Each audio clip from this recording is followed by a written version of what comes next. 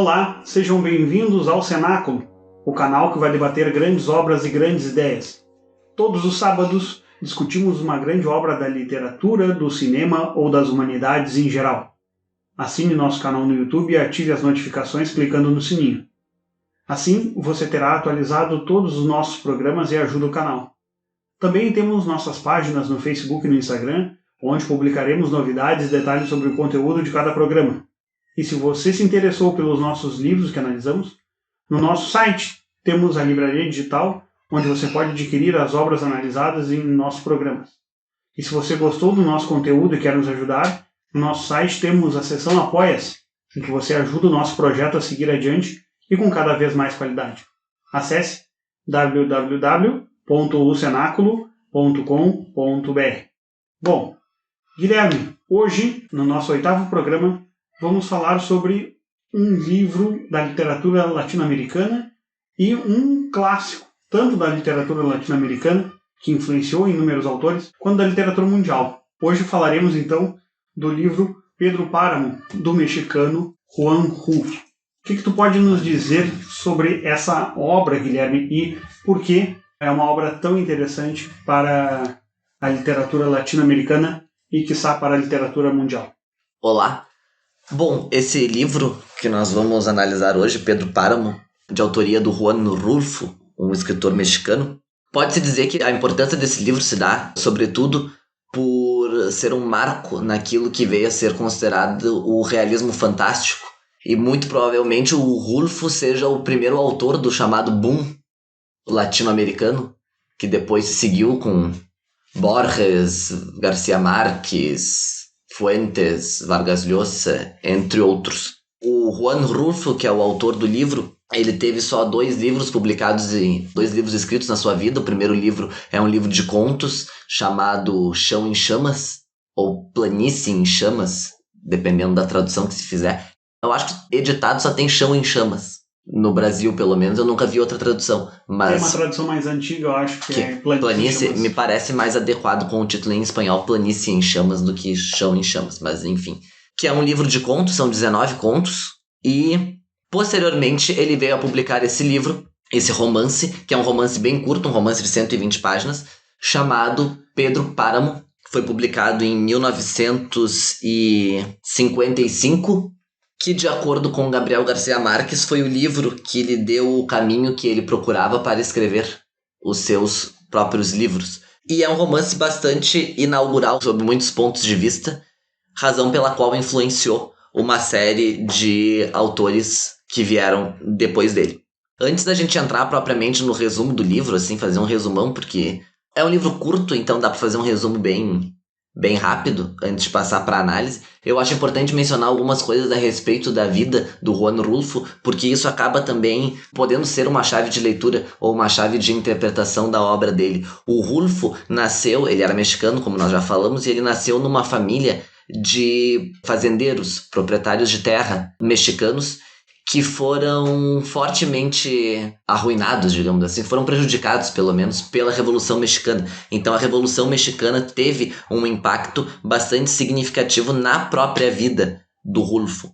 A Revolução Mexicana é o fundo histórico, digamos assim, que permeia a obra Pedro Páramo, e passando assim bem com voo de pássaro, assim, sobre a história da Revolução Mexicana. Mas a Revolução Mexicana, o México era presidido por Porfírio Díaz, que era um ditador, à lá como esses nossos caudilhos sul-americanos, e ele esteve no poder até 1910. Já por 1905, 1906, começou a eclodir no México, em vários estados diferentes, com lideranças locais bastante estabelecidas, uma série de revoltas que se insurgiam contra o governo do Porfírio Díaz. Depois de um tempo, todos esses grupos revolucionários se juntaram e retiraram ele do poder. Em 1910, essa revolução, digamos assim, foi muito apoiada pela população, e depois de terem retirado o Porfírio Díaz da presidência, esses grupos de revolucionários começaram a brigar entre si. E aí foi uma sucessão de golpes e contragolpes dentro do México. E foi uma revolução com uma perseguição muito forte ao cristianismo e aos cristãos, à igreja, aos padres, sobretudo. O romance O Poder e a Glória, do Graham Greene, É um romance sobre isso, sobre a perseguição aos padres no período da Revolução Mexicana. E essa revolução foi um fator político muito significativo no México do século XX. E acredito que aproxima-se que tenham sido mortos 2 milhões de pessoas por aí, mas foi na casa dos milhões. E foi uma revolução que aconteceu antes da Revolução Russa. Então, sem sombra de dúvida, isso foi um acontecimento político-social que impactou bastante o próprio Juan Rulfo e é bastante retratado, ainda que de uma forma simbólica ou alegórica, dentro dessa obra Pedro Páramo. O Rulfo, então, ele era um autodidata, ele não tinha uma formação oficial, digamos assim. E então ele escreveu esses 2 livros, ele não foi um escritor profícuo na sua vida, ele escreveu só esses 2 livros, O Chão em Chamas e Pedro Páramo. Depois dele já ter morrido, foi lançado uma coletânea, digamos assim, ou alguma coisa, que se chama O Galo de Ouro e Outros Escritos, que teriam sido possíveis rascunhos ou retalhos de textos que ele tinha escrito para serem como o roteiro de cinema, para serem gravados. Apesar de ter escrito, então, só esses 2 livros, ele tinha uma atividade cultural bastante intensa. Ele foi presidente do Instituto Nacional Indígena do México, do Departamento de Publicações deste instituto durante muito tempo. E ele teve um reconhecimento bastante grande dos seus pares enquanto vivo, digamos assim. Ele foi grande amigo do Carlos Fuentes, foi grande amigo do Gabriel García Márquez, ele conheceu todos esses grandes escritores latino-americanos do século XX. Ele morre em 1986, com 68 anos, vítima de um câncer. Em 1983, ele foi o vencedor do prêmio que nós já mencionamos aqui na semana passada e na semana retrasada. Portanto, Philip Roth quanto Michael Haneke tinham ganhado. O Juan Rulfo, em 1983, ganhou o prêmio Príncipe de Astúrias. Isso seria um apanhado, então, da obra do Rulfo, da vida do Rulfo, melhor dizendo, né? Um apanhado biográfico, assim, muito, muito simplório da vida dele. E um apanhado passando nisso pela Revolução Mexicana, enfim, pela influência que a sua obra teve. Uma coisa que é muito curiosa na edição feita... Agora tem uma edição nova, inclusive, do Pedro Páramo, recém-publicado pela editora Record. Uma capa cor-de-rosa bastante interessante, que para quem... Não vou dar spoilers, mas para quem não conhece a história e lê a capa é no mínimo intrigante. E depois que se conhece a história e se vê a capa, percebe-se que a capa faz todo sentido. Então é muito legal por isso. Mas uma coisa interessante é que tem um prefácio do Éric Nepomuceno, que também é o tradutor do livro, e que foi inclusive amigo do próprio Juan Rulfo, e ele faz um destaque que é muito interessante, e que a partir desse destaque que ele faz, desse comentário que ele faz, melhor dizendo, se pode ter uma espécie de noção do impacto que foi a publicação de Pedro Páramo. O Éric Nepomuceno, então, comenta uma edição que foi feita pela Unesco das obras completas de Juan Rulfo, e essa edição tinha 1044 páginas, e dessas 1044 páginas, 440 páginas eram a obra do Rulfo, e o resto se tratava apenas de ensaios e textos críticos interpretativos da obra do Rulfo. Ou seja, isso já mostra o impacto cultural e a complexidade que esse livro tem, porque um livro de 120 páginas você consegue fazer com que várias pessoas escrevam a respeito dele. É, no mínimo, meritório. Bastante meritório. Então, antes de nós começarmos a fazer a análise de alguns pontos e comentar alguns pontos específicos, o Miguel vai fazer um resumão sobre qual é essa história aí do Pedro Páramo, que é uma história bem simples, sob certo aspecto. É um livro bastante difícil do ponto de vista da técnica, mas a história em si não é uma história muito complexa de se entender. Um roteiro bem simplificado. Bom, talvez essa seja uma das mais inglórias tentativas de resumo que eu busco fazer aqui no Cenáculo, porque é uma obra em que dificilmente a gente consegue fazer uma análise. A gente fica muito preso pela questão narrativa a seguir uma linha de raciocínio cronológica, e a gente vê que em Pedro Páramo a gente não tem uma linha de raciocínio, a gente não tem, ou melhor, a gente tem uma linha de raciocínio, mas não tem uma linha cronológica muito bem definida, porque a obra ela acaba tendo avanços e retomadas na sua linha narrativa e cronológica, fazendo com que a gente perceba certos acontecimentos que vão se desenvolver ao final da trama, logo sendo apresentados no seu início, pelo menos em partes, e depois esses trechos eles são retomados mais para frente, fazendo com que no início eu acredito que seja uma obra de dificilmente uma pessoa ela faz a leitura de Pedro Páramo e consegue compreendê-la na sua totalidade em uma primeira leitura. Porque a narrativa não é linear, Exatamente. Cronologicamente. Então a gente percebe que essa narrativa não linear vai mostrar sobre a vida de Juan Preciado, que vai ser esse personagem principal, esse protagonista. A princípio um protagonista, mas a gente também pode perceber um certo protagonismo em Pedro Páramo. Juan Preciado, esse sujeito, ele recebe uma missão no leito de morte da mãe, que é de ir à busca do pai, que ele não conhece. Esse pai, ele só sabe que se chama Pedro Páramo e que vive em uma localidade distante chamada Comala. E aqui a gente percebe esse último desejo da mãe sendo atendido com a partida de Juan Preciado para buscar as suas origens, buscar o seu pai e buscar os seus direitos, como sua mãe mesma havia pedido. A gente não entende muito bem no início o que é isso que ela diz de exigir tudo o que é deles, mas ao longo da história a gente vai perceber que Pedro Páramo casou-se, né, com a dona Dolores Preciado por uma questão de interesse e principalmente porque a família Páramo devia dinheiro à família Preciado. Então uma das formas de se abater essa dívida seria com o casamento então de Pedro Páramo com Dolores. Mas a gente percebe durante a história que Pedro Páramo não era uma pessoa muito monogâmica, muito pelo contrário. Como uma espécie de coronel dessa localidade chamada Comala, ele tinha relacionamento com inúmeras mulheres, mas mantinha uma certa afeição a uma mulher específica. Mantém uma afeição muito grande a essa moça chamada Susana San Juan, e ele não tem uma relação de muita amizade com o pai dela, que tem a profissão de mineiro. Eles acabam sumindo no mundo e ao longo do tempo, Pedro Páramo vira o mundo ou pede para que seus capangas encontrem essa mulher. Na verdade, ele gosta dela, né? Ela não gosta dele. Exato. E pouca gente, na verdade, gosta de Pedro Páramo porque ele é uma pessoa vil, né? E Pedro Páramo, ele começa esse seu sucesso, né, na localidade, esse local onde ele vive, Comala, é praticamente uma cidade que vive basicamente do sustento da fazenda Média Luna, que provinha toda a riqueza da região, e era a fazenda da família Páramo. O pai de Pedro Páramo, Lucas Páramo, já havia consolidado aquela fazenda como um grande polo de riqueza, se mostrando um homem muito poderoso, e aqui a gente consegue fazer uma associação muito próxima ao que a gente percebe no interior do Brasil, as diversas formas de coronelismo que a gente encontra no Nordeste e que vão aparecer inúmeras vezes na literatura nordestina, ou aqui, nós somos do Rio Grande do Sul, a gente consegue perceber isso muito também nas instâncias, os estancieiros poderosos do interior do Rio Grande do Sul, que é muito bem representado por Érico Veríssimo na sua saga O Tempo e o Vento.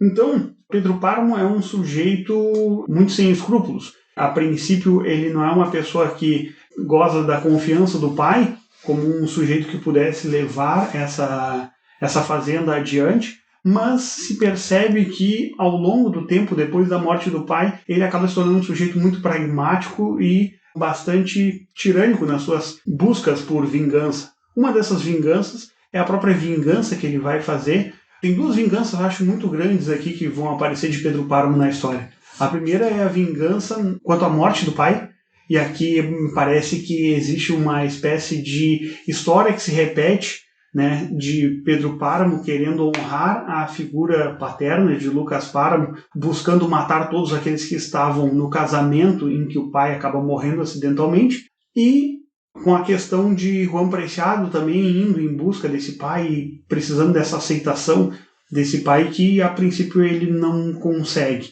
né? Ele vai em busca de um passado, mas ele não consegue identificar ou ter uma relação próxima com Pedro Páramo, porque a gente percebe que Pedro Páramo já havia morrido. Mas não só Pedro Páramo, quando Juan Preciado ele chega à localidade de Comala, e antes mesmo disso a gente começa a perceber que há indícios dentro dessa obra de que inúmeras aquelas pessoas que ele vai buscando conversar são pessoas que já haviam morrido. E aqui a gente vai retomar um tema que tratamos na nossa última obra literária, no Animal Agonizante, e num artigo que eu havia falado, do poeta Pedro Gonzaga, onde ele ressalta que o sexo e a memória são dois elementos que buscam romper o domínio da morte.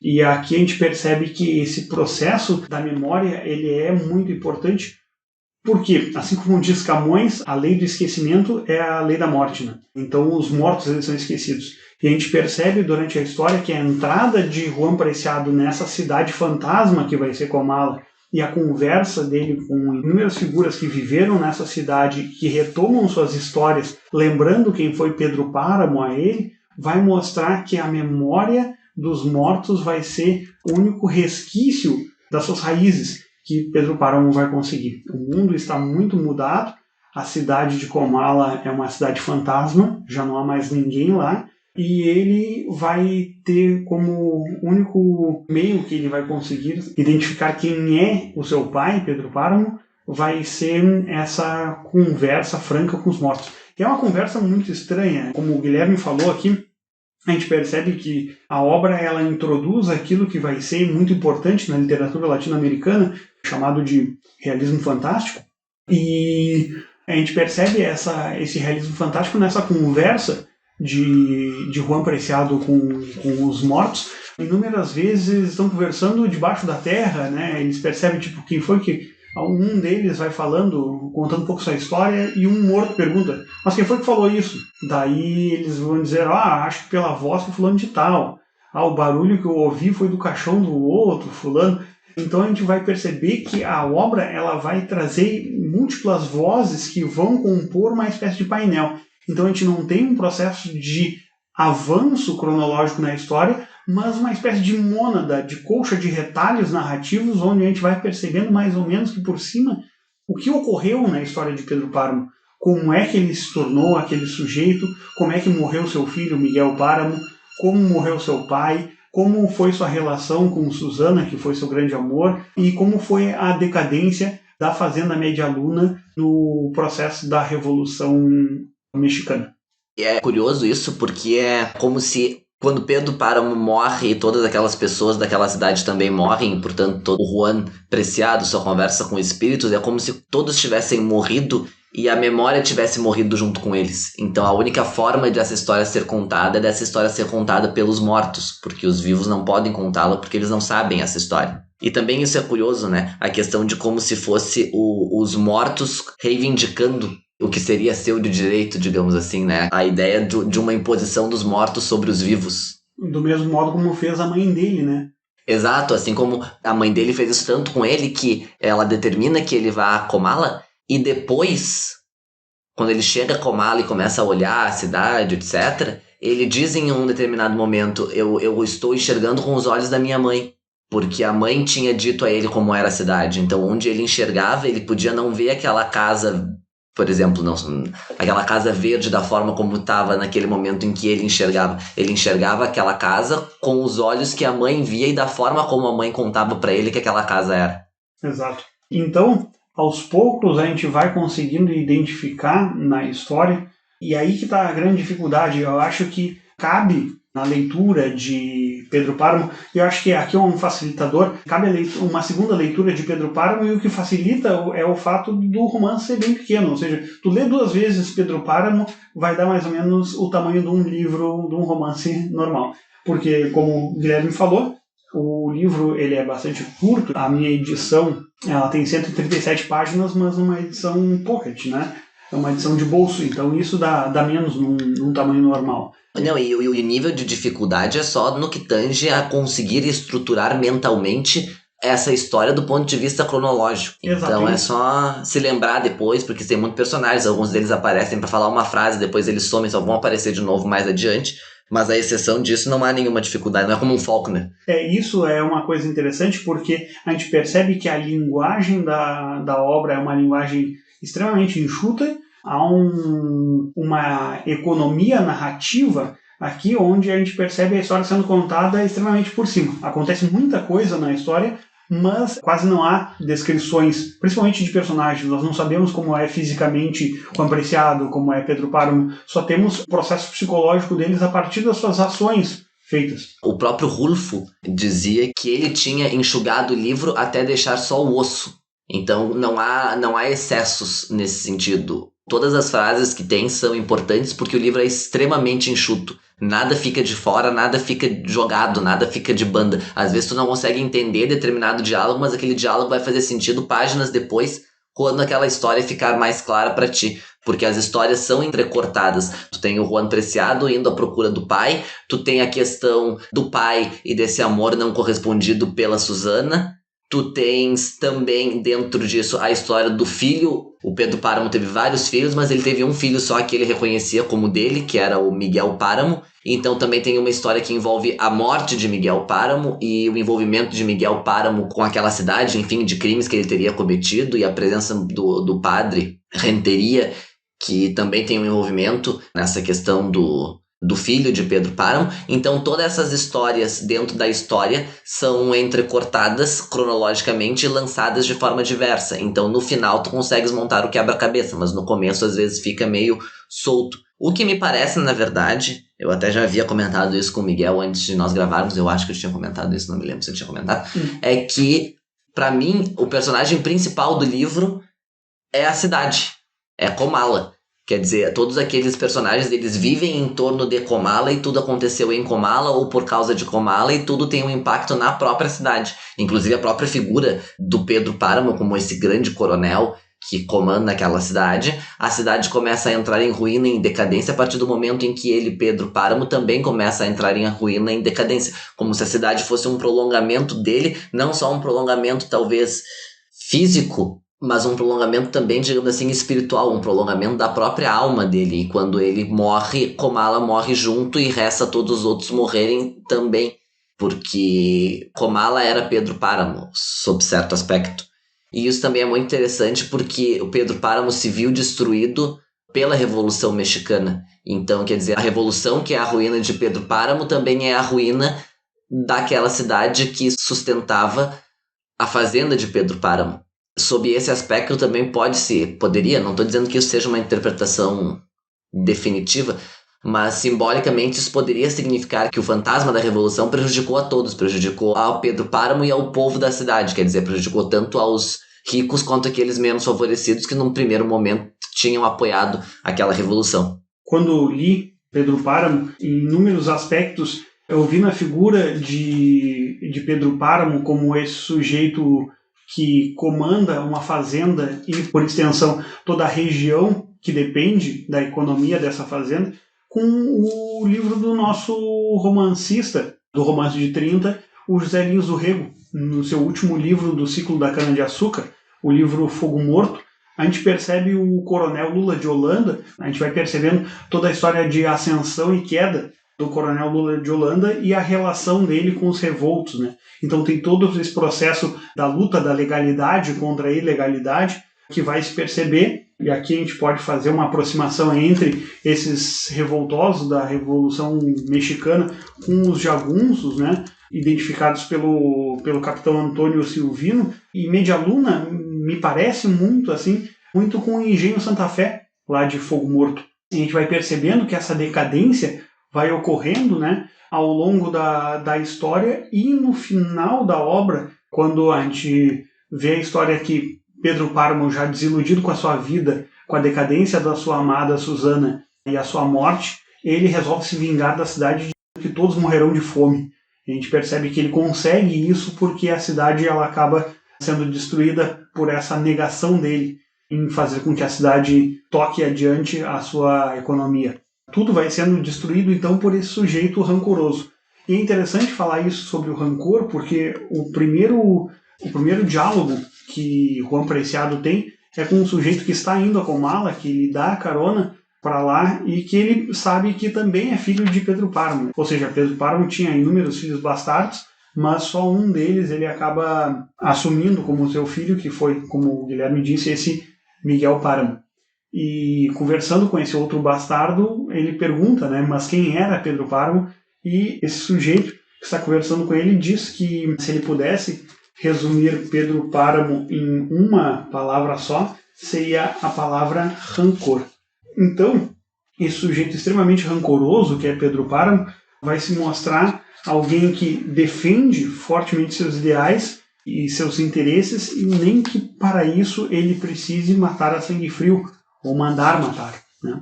Ou seja, é um sujeito que leva o seu poder às últimas instâncias, tendo poder sobre vida e morte naquelas pessoas que vivem da sua fazenda e para a sua fazenda. E é interessante a gente perceber, então, que essa obra, por ter inúmeros personagens que já vão aparecer desde o início e nós não sabemos muito bem quem é, e quando chega no final a gente consegue entender, uma releitura logo depois de ter terminado o livro, ela se mostra muito benéfica, muito interessante, porque a gente consegue já ter um painel mais completo sobre a cidade e conseguimos entender desde o início quem são aqueles personagens que aparecem lá no início e que nós, na primeira leitura, não temos muita noção de quem se trata e do que estão fazendo ali na obra. E isso me parece uma técnica que o próprio modelo que Juan Rulfo utiliza, que é William Faulkner, o romancista norte-americano, que escreve uma obra também nessa mesma estrutura, antes de Juan Rulfo, escreve O Som e a Fúria, onde a gente tem inúmeros avanços, a gente tem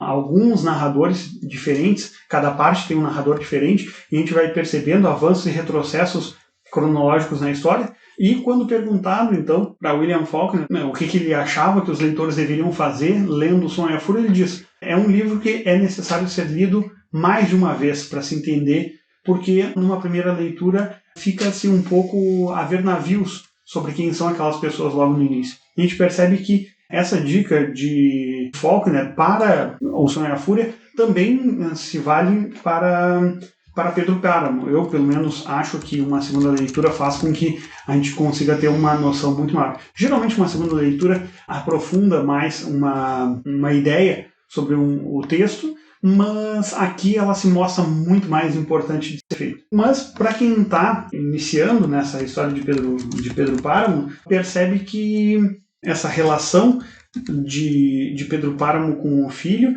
é algo que vai se construindo ao longo da narrativa de um modo muito, muito delicado.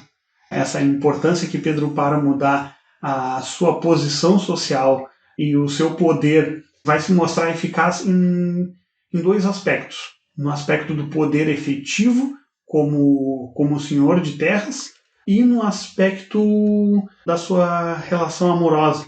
Mas aqui tem algo interessante. Apesar dele ser uma espécie de predador sexual de todas as mulheres que vivem naquela região e que não podem dizer não a esse senhor caso ele queira dormir com ela, e em inúmeros momentos a gente vai perceber que Pedro Páramo ele dorme com algumas mulheres, invade a casa delas pela janela para ter uma noite de sexo com elas. A gente vai perceber que ele tem esse poder de se relacionar com quem ele quiser, mas apesar dele ter esse poder, ele acaba se colocando como uma figura extremamente emotiva quando ele percebe-se apaixonado por essa mulher extremamente fraca que é Susana. E aqui a gente pode fazer um outro paralelo com outra obra brasileira. Me parece que essa relação do homem poderoso, que se mostra não tão poderoso assim quando lida com uma criatura extremamente fraca, vai se mostrar uma relação muito próxima àquela que a gente percebe na obra São Bernardo, do Graciliano Ramos, quando o protagonista Paulo Honório se vê apaixonado por Madalena e percebe que vive às voltas de Madalena como um sujeito fraco. Percebe sua fraqueza na fraqueza do outro, na fraqueza de Madalena. E que toda aquela sua força, na verdade, ela não passa de uma espécie de carapaça que se destrói na própria fraqueza da feminilidade, né, que vai aparecer em Madalena e que vai aparecer em Susana. Uma coisa que eu acho interessante é o primeiro parágrafo, é um parágrafo muito bonito, a abertura do livro é uma belíssima abertura na minha concepção, sobretudo pelo poder de concisão que o Rulfo tem. E é muito interessante porque no primeiro parágrafo, que é onde ele conta que a mãe lhe havia pedido para ir em busca do pai, e essa promessa que ele fez foi uma promessa que não foi cumprida, porque quando ele chega a Comala, ele descobre que o pai está morto, e mais adiante no livro nós vamos descobrir que o próprio Juan Preciado também está morto. Quem nos conta a história também é um morto, assim como os mortos contaram a história a ele. No começo do livro, então, como eu dizia, a mãe dele diz a ele o seguinte, a mãe dele diz a ele: Não peça nada a ele, Pedro Páramo. Exige o que é nosso, o que ele tinha de ter me dado e não me deu nunca. E então ele diz, ele, Pedro Páramo, responde à mãe que vai fazer isso e informa ao leitor o seguinte: mas não pensei em cumprir minha promessa, até que agora comecei a me encher de sonhos e a soltar as ilusões. E eu acho isso muito curioso porque como as ilusões aqui podem ter dois sentidos, né? No primeiro sentido, a questão da ilusão que vai permear toda essa história, quer dizer, a história que está sendo contada pelos mortos, que está sendo contada por pessoas que não são reais, portanto. E, ao mesmo tempo, a ilusão daquelas pessoas que acreditaram e que na base disso tudo eram as pessoas que, os demais moradores de Comala, pode-se dizer assim, que apostaram na Revolução Mexicana, que depois veio a lhes desiludir.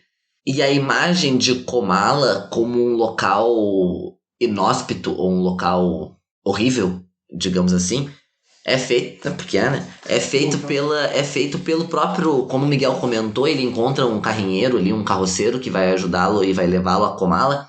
E o próprio Juan Preciado, narrando a história, diz: depois de varar os montes, descemos cada vez mais. Havíamos deixado o ar quente lá de cima e fomos nos afundando no puro calor sem ar. Tudo parecia estar à espera de alguma coisa. Quer dizer, um lugar para baixo, a eterna espera. Uma imagem que certamente remonta ao inferno de Dante, né? E então o Juan Preciado vai dizer para esse sujeito: faz calor aqui. E o sujeito responde: pois é, mas isso não é nada. Fique tranquilo. Quando chegarmos a Comala, o senhor vai ver o que é calor. Aquilo fica em cima das brasas da terra, bem na boca do inferno. Ou seja, essa ideia daquele lugar que era um lugar de punição, digamos, aquelas almas que ali penavam sem conseguir se libertar, sem conseguir ascender para o purgatório ou para o paraíso, na visão dantesca. E uma das leituras que se pode fazer aqui sobre essa questão dessas almas penadas na obra se dá justamente da relação de Pedro Páramo com o padre Renteria, né? A gente percebe logo no início do livro um processo de suborno. O narrador, ele primeiro nos conta, a partir desses retalhos, que Pedro Páramo havia perdido seu filho Miguel e que no momento de sepultar esse jovem, ele acaba pedindo ao padre Renteria para que faça a missa de encomenda do corpo, e o padre ele fica reticente e busca negar, resolve negar esse pedido de Pedro Páramo, porque o filho de Pedro Páramo havia matado o irmão do padre e estuprado a sobrinha do padre.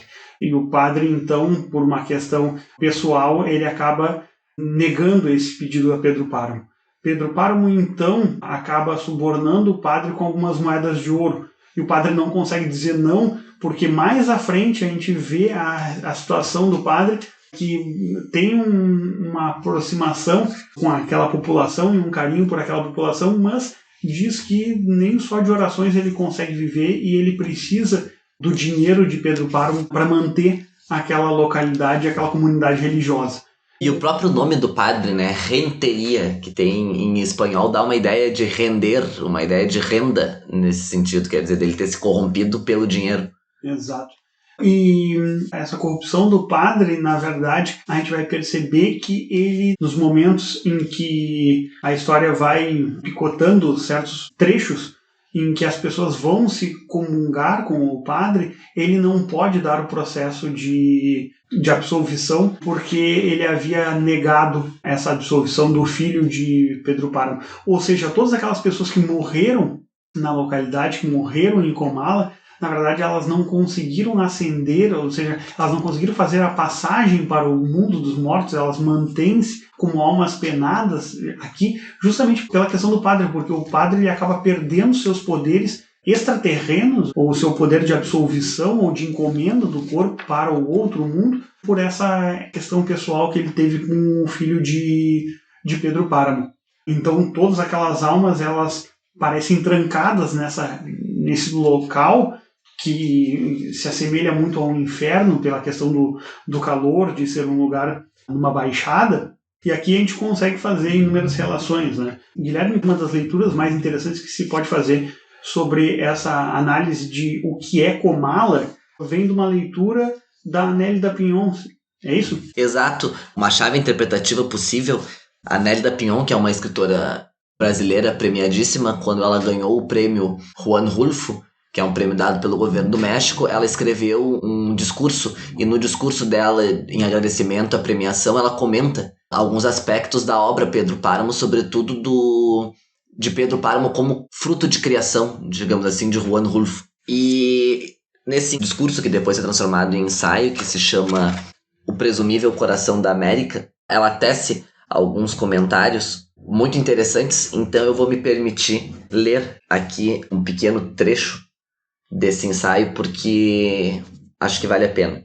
Ela diz assim: o impulso poético de Juan Rulfo elabora em Comala uma paisagem, uma língua na qual a morte, de configuração ambivalente sempre presente, enlaça-se com a vida pulsante, sem nítida distinção entre elas. Uma morte que ganha expressão através de uma dicção feminina, que com familiaridade emerge das sombras. Aqui é o feminino que define a cartografia da morte, uma geografia que há de acolher indistintamente os vivos e os mortos.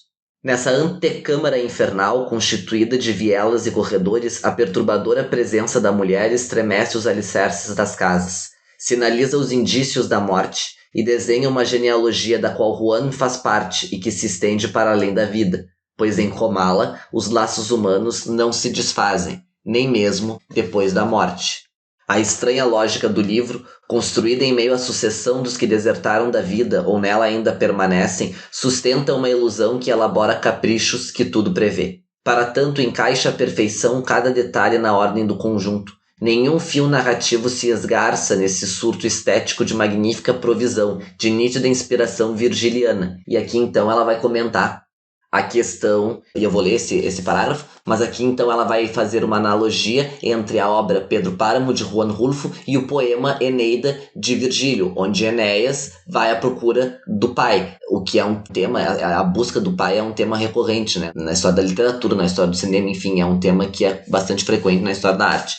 Então ela vai dizer o seguinte: Enéas, acompanhado por Sibila, desce do outro lado da montanha para encontrar o pai, Anquises, mestre da memória. Para ele, o Hades era o recinto propício às lembranças, pois não bebera das águas do rio Letes, que a todos punia com o esquecimento. Então aqui a gente percebe que há uma forte influência virgiliana no tema do Juan Rulfo, e nesse sentido o Juan Preciado desce, ainda que sozinho, à procura do pai até Comala, e ele percebe que a própria Comala, assim como o Hades, era um ambiente propício a lembranças, porque ali, até aquele momento, ninguém ainda tinha sido punido com o esquecimento, ou todos tinham sido punidos com o esquecimento, porque todos ali estavam, e ele vai ali justamente para colher essa história em busca de um fio perdido, na procura de compreensão dele e da história dele próprio, Juan Preciado. Muito interessante. O que também é engraçado de mencionar é como parece que a questão dos mortos é muito, muito presente, mas também é um pouco presente essa questão, dá-se a impressão de que nenhum deles é mentalmente muito certo. Não sei se tu chegou a reparar isso, quer dizer, a Susana, ela era certa da cabeça antes de casar com ele, depois que ela casa com ele, ela enlouquece, porque ela casa com ele. E mesmo Miguel Páramo, pelo que é narrado ali, ele tem uns traços psicológicos muito estranhos, uns traços de perversidade e de maldade que não são comuns.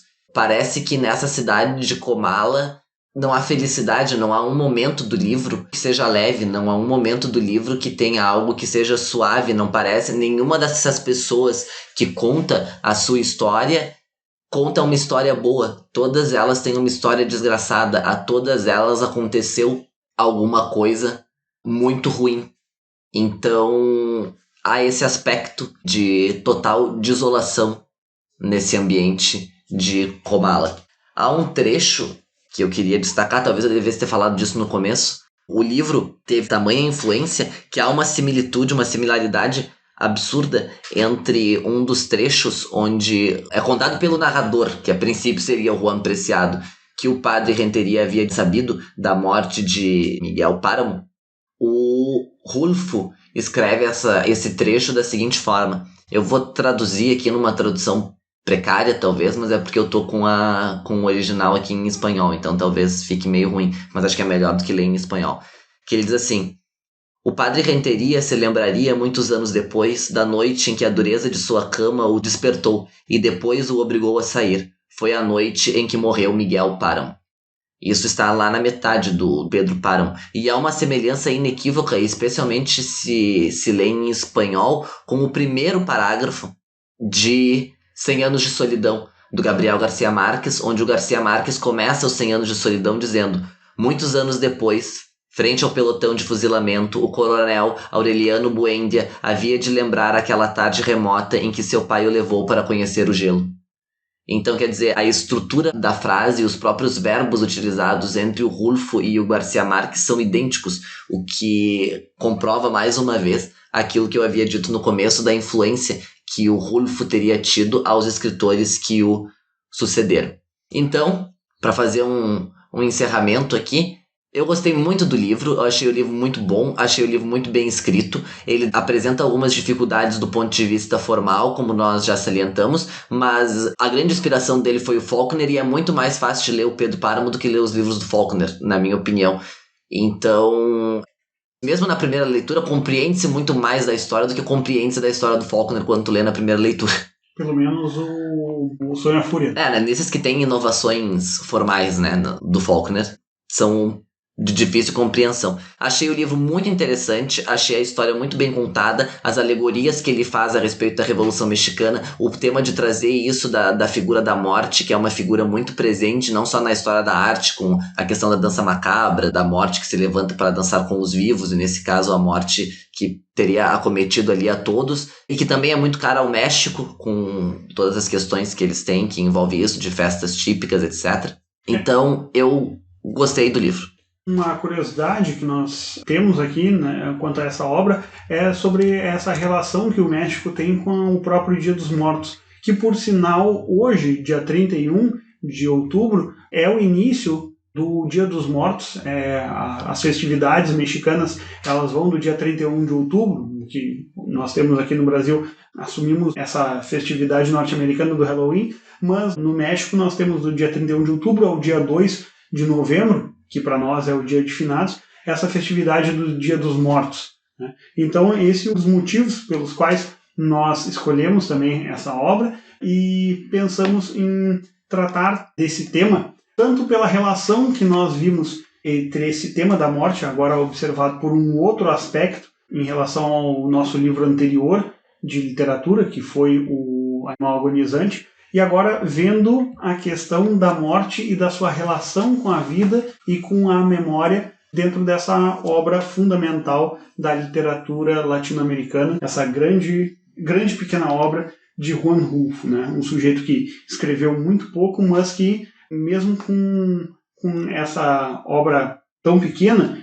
um romance, um livro de contos e um roteiro cinematográfico, acabou se colocando no panteão dos grandes escritores do século XX e da literatura latino-americana como um grande influenciador de outros grandes escritores, como o Guilherme falou aqui, como Borges, Vargas Llosa e também o Gabriel Garcia Marques. Bom, chegamos ao final do nosso programa e só lembrando vocês de que já está no ar a nossa livraria digital, onde você pode comprar Pedro Páramo, ajudando o canal, o Cenáculo.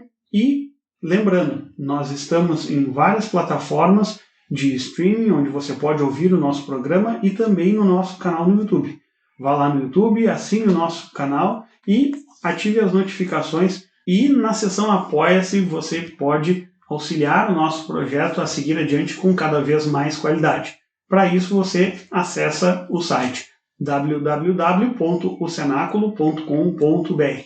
E para se fazer uma relação entre o tema da busca do pai, que vimos como um dos temas aqui de Pedro Páramo, nosso próximo programa sobre cinema vai ser também sobre uma obra que vai tratar dessa busca do pai, agora num aspecto diferente. Um dos maiores filmes já produzidos pelo nosso cinema, vamos abordar então na semana que vem. A obra Central do Brasil vai ser analisada então por nós no nosso próximo programa, sábado que vem.